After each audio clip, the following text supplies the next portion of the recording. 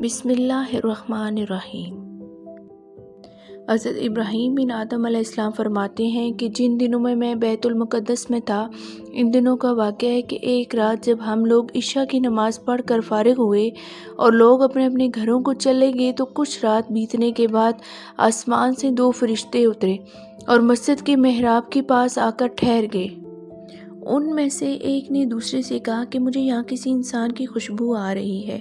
دوسرے نے کہا کہ ہاں، یہ ابراہیم بن آدم علیہ السلام ہے۔ پہلے نے پوچھا، ابراہیم بل کے رہنے والے؟ دوسرے نے کہا ہاں وہی۔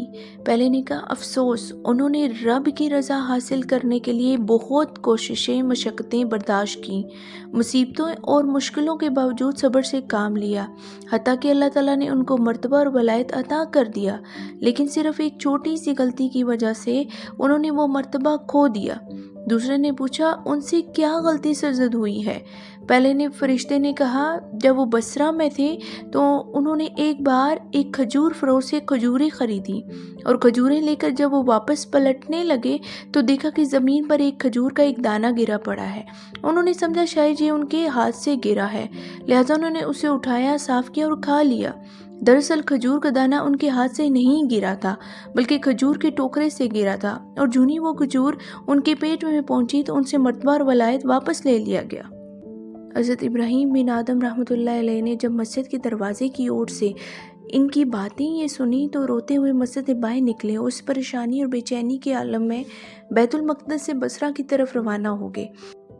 وہاں جا کر ایک کھجور فروش سے کھجوریں خریدی اور پھر اس کھجور فروش کے پاس گئے جس سے پہلے کھجوریں خریدی تھیں، اسے ایک کھجور واپس کی اور ساتھ ہی سارا واقعہ بیان کیا، اور آخر میں اس سے معافی بھی مانگی کہ غلطی سے تمہاری یہ کھجور کھا لی تھی، لہٰذا مجھے معاف کر دینا۔ اس کھجور فروش نے اسے کھلے دل سے معاف کر دیا اور پھر رو پڑا کہ حضرت کو ایک کھجور کی وجہ سے اتنی پریشانی کا سامنا کرنا پڑا۔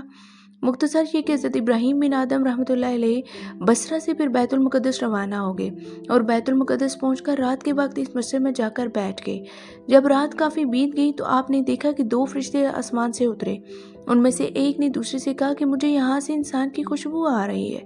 دوسرے فرشتے نے کہا ہاں، یہ ابراہیم بن آدم موجود ہیں جو ولایت کے مرتبے سے گر گئے تھے، لیکن اب اللہ تعالیٰ نے انہیں اپنے فضل و کرم کے صدقے پھر وہی مقام اور مرتبہ عطا فرما دیا۔